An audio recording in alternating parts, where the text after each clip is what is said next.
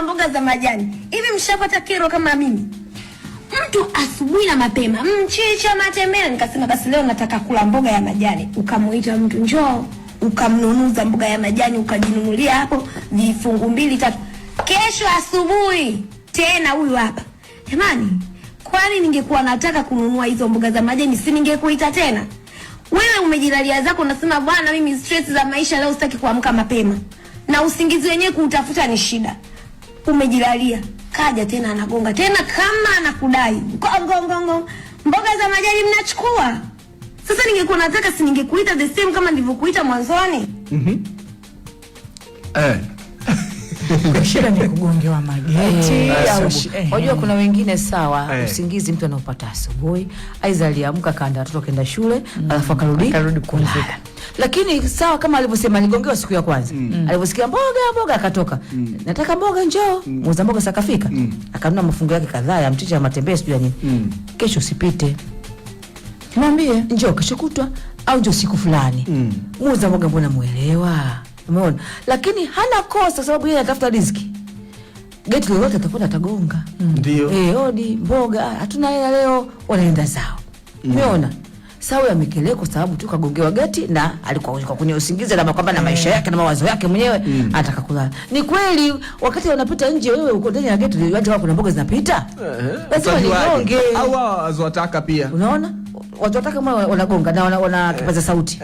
Toa nje, gata inapita wanasema hivyo. Lakini hawagongi, huwa wanapita. Kwa hiyo usipotoa taka utajijua mwenyewe. Lakini wana kipaza sauti, toa taka. Lakini sasa hawa wauza mboga lazima agonge. Ninyi wenye mageti mmejifunga na mageti yenu, umeona? Hamu sikii huko la nje mlisikii. Lazima agonge odi, nauza mboga, hatuna hela au kesho wanakwenda.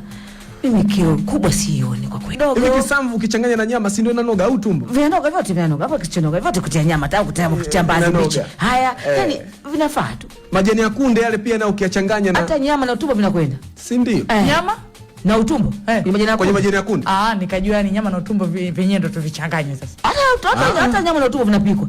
Si kwa pamoja. Yaani kuviivisha kwa pamoja, si ndio? Kwa viunga wewe. Wapi bwana wewe nawe vipi? Unjui hata hilo? Hadi wewe umeshinda. Sasa nimeogopa. Kwa hiyo ndio hivyo mimi si walaumu wauza mboga. Waende tugongeeni tu.